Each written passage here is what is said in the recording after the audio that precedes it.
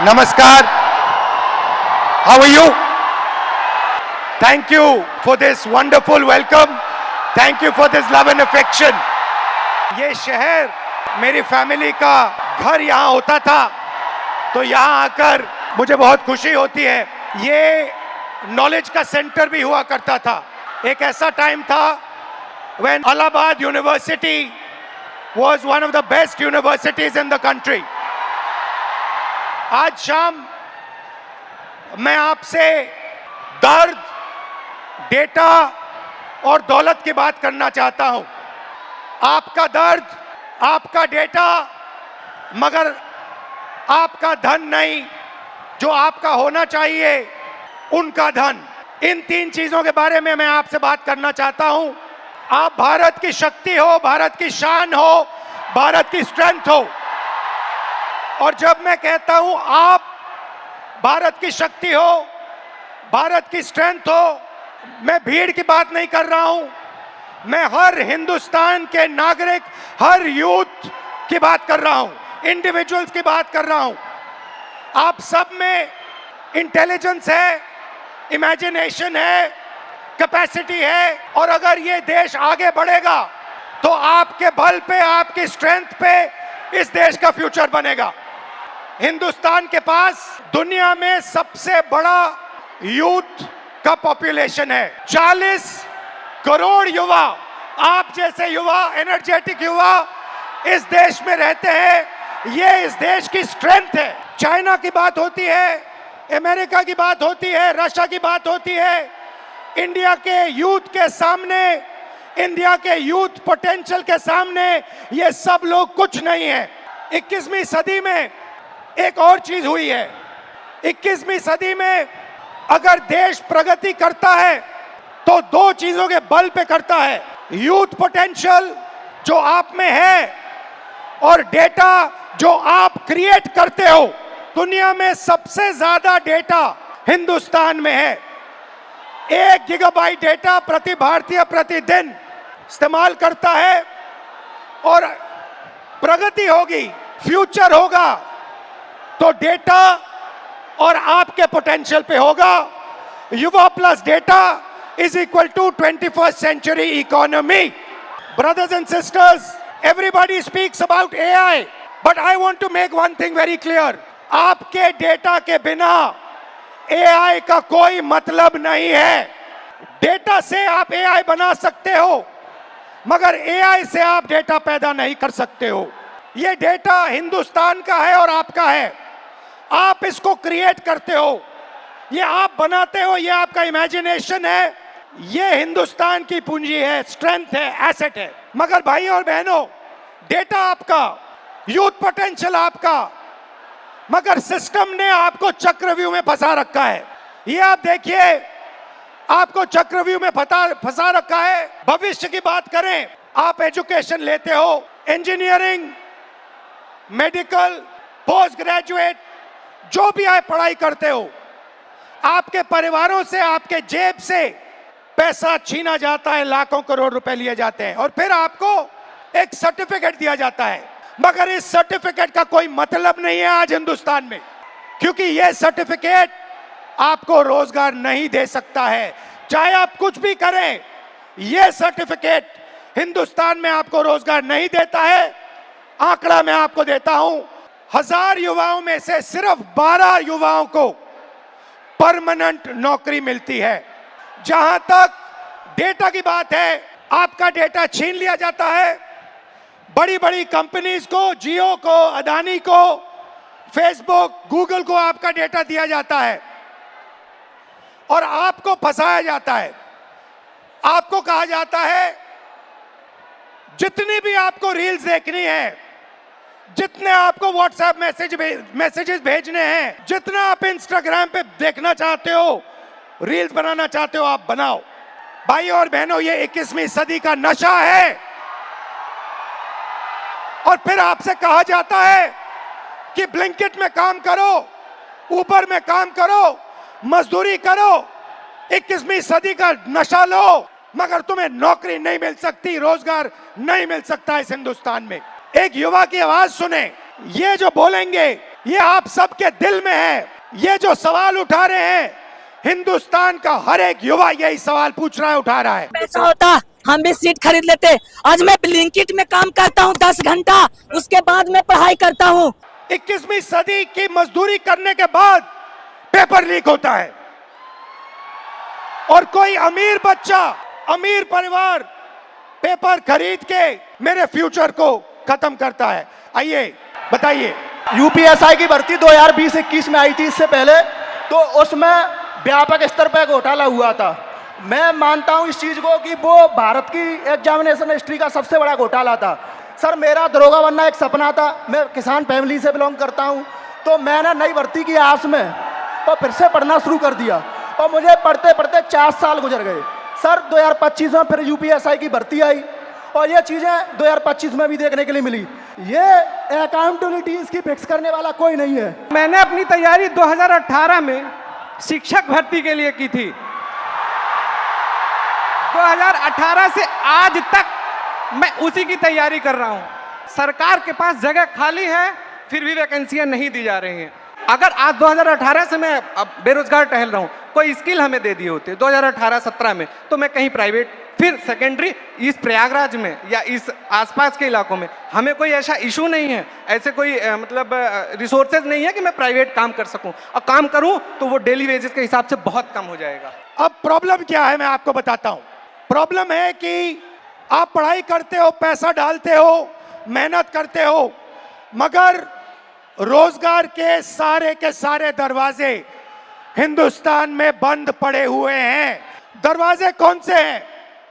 पहला दरवाजा मैन्युफैक्चरिंग का। आज दुनिया में आपको मेड इन चाइना दिखेगा, मेड इन वियतनाम दिखेगा, मेड इन बांग्लादेश दिखेगा, मगर मेड इन इंडिया नहीं दिखेगा। इसका कारण है नोटबंदी और गलत जीएसटी ने हमारे मैन्युफैक्चरिंग सिस्टम को खत्म कर दिया है। जो छोटे व्यापारी रोजगार दिलवाते थे, जो पहले हिंदुस्तान में होता था, leather industry, textile industry, automobile industry, अलग अलग इंडस्ट्रीज में मैन्युफैक्चरिंग जो होती थी, वो सारा का सारा खत्म हो गया है। पहला दरवाजा बंद। दूसरा दरवाजा एंटरप्रेन्योरशिप का, जिसको स्टार्टअप इंडिया कहा गया। स्टार्टअप इंडिया में सबसे जरूरी चीज, आप जैसे स्टूडेंट्स को बैंक लोन, छोटे बिजनेसेस को बैंक लोन, फाइनेंशियल सपोर्ट। भाई और बहनों, हिंदुस्तान के बैंक्स आप जैसे स्टूडेंट्स को 1 रुपया कभी नहीं देंगे। अंबानी अदानी को लाखों करोड़ रुपए देंगे, मगर आपको 1 रुपया नहीं देंगे। तीसरा दरवाजा, जिसको हम कहते हैं सरकारी नौकरी का, जिसमें आप पेपर लीक का सामना करते हो, उस दरवाजे में भाइयों और बहनों, अगर 150 युवा एग्जाम लेते हैं, सरकारी नौकरी ढूंढते हैं, 1 युवा उसमें से निकलता है। पब्लिक सेक्टर, जो पहले 10 साल पहले 14 लाख युवाओं को यह रोजगार देता था, भाइयों और बहनों, पब्लिक सेक्टर को प्राइवेटाइज कर दिया गया है। पब्लिक स्कूल्स बंद कर दिए, पब्लिक अस्पताल बंद कर दिए, नवरत्ना उठा के बेच दिए, बीएसएनएल बेच दिया, ऐसी कंपनियां बेच दी, पोर्ट्स, एयरपोर्ट्स, सारा का सारा अदानी जी को पकड़ा दिया। इसीलिए पब्लिक सेक्टर बंद है। और आखिरी होप जो आपका था, corporate jobs, IT, back office, transcription, software, जिसमें पहले हिंदुस्तान के युवाओं को रोजगार मिलता था, वो दरवाजा भी भाइयों और बहनों आपके डेटा का प्रयोग करके एआई से यह भी दरवाजा बंद किया जा रहा है। तो सच्चाई है कि 5 दरवाजे आपके लिए बंद हैं और इसीलिए आपको भयंकर दर्द हो रहा है।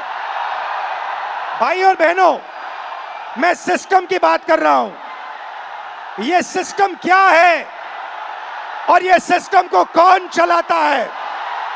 डेटा आपका, दर्द आपका, दौलत इनकी। दर्द आपका, डेटा आपका, दौलत इनकी। यह सिस्टम है।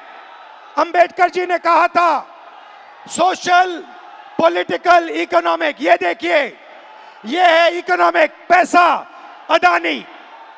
इनकी आमदनी 10 साल में 30 गुना बढ़ी है।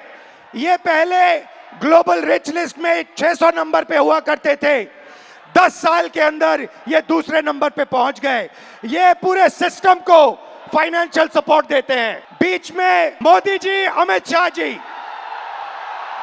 बीजेपी का बैलेंस 150 करोड़ रुपए का होता था बैंक में, आज इनका बैंक बैलेंस 10,000 करोड़ रुपए का है। 10,000 करोड़ रुपए का एक पॉलिटिकल पार्टी का बैंक बैलेंस। नरेंद्र मोदी जी आपका ध्यान भटकाते हैं और पॉलिटिकल सिस्टम चलाते हैं, वोट चोरी होती है, वोटर लिस्ट में ब्राजील की औरतें आती है, और तीसरा आपके सोच पर कंट्रोल, जो इलाहाबाद यूनिवर्सिटी में किया गया है, आरएसएस के वाइस चांसलर्स बैठा के हर संस्था में प्रचारक, ब्यूरोक्रेसी में प्रचारक, फोर्सेस में प्रचारक, मीडिया में प्रचारक, जुडिशरी में प्रचारक, पैरामिलिट्री में प्रचारक, यूनिवर्सिटी कॉलेजेस में प्रचारक, सोच को कंट्रोल करने का तरीका यह है सिस्टम। भाई और बहनों, मोहन भगवत, नरेंद्र मोदी जी, अमित शाह जी और अदानी जी, इस सिस्टम ने रोजगार खत्म किया, इस सिस्टम ने यूनिवर्सिटीज को कैप्चर किया, इस सिस्टम ने आप पर आक्रमण किया है। मगर इस अंधेरे में आप लोगों ने लाइट चला दी। ये देखिए, इस अंधेरे में आपने वो करा जो आपके माता पिता नहीं कर पाए, वो अपने डर का सामना नहीं कर पाए, मगर हिंदुस्तान के स्टूडेंट्स, हिंदुस्तान के युवाओं ने अपने डर का सामना किया और देश को बदल दिया। आपने अपनी आवाज रखी, नफरत के साथ नहीं, मोहब्बत के साथ आपने अपनी आवाज रखी। अंधेरे में आप लोगों ने टॉर्च दिखा दी और आपने प्यार से किया, मोहब्बत से किया, नफरत से नहीं किया, क्रोध से नहीं किया, हिंसा से नहीं किया। आपने क्या सहा, आपने क्या किया, थोड़ा बताइए, एक एक करके बताइए। मैं स्वतंत्रता सेनानी परिवार से आता हूं और ये लड़ाई के लिए कल भी मुझे लड़ने पड़ी, तो मैं देश के लिए अपनी जान न्यौछावर कर दूंगा, लेकिन छात्रों के हक के लिए हमेशा लड़ते रहूंगा। बीएड हमारी मम्मी करवाई थी जमीन बेचकर, 4 साल से वैकेंसी अभी तक नहीं आई है सर। जब हम लोग आंदोलन करते हैं तो डिटेन कर लिया जाता है। किसान का बेटा हूं सर, ये महीना का 10 से 15 हजार रुपये खर्चा होता है सर, कहाँ से मम्मी देगी? अब मम्मी टेंशन में चली जाती है। मेरे पास 2 ऑप्शन है सर, या चाय का दुकान खोलूंगा या सुसाइड करूंगा सर, उसके अलावा कोई ऑप्शन नहीं है सर मेरे पास। सुसाइड आपका ऑप्शन नहीं हो सकता ब्रदर। सर, कल को अगर आप गवर्नमेंट रूलिंग पार्टी बने तो हमें ये एक्सपेक्ट है कि जैसे आप आज स्टूडेंट के साथ खड़े हैं वैसे कल भी खड़े रहे। बिल्कुल बिल्कुल सर, आज से यही उम्मीद है। थैंक यू, शाबाश। नियुक्तियां जो होती हैं सर वो ट्रांसपेरेंट नहीं है। आप सवाल करोगे आपकी डिग्री रोक दी जाएंगी। अभी हमारे साथियों पे सर मुकदमे कर दिए गए, अभी हम दोनों यहाँ पे हैं, हो सकता है कल पे हम दोनों पे मुकदमा होगा। बिल्कुल सर, ये वहाँ का नियम है सर।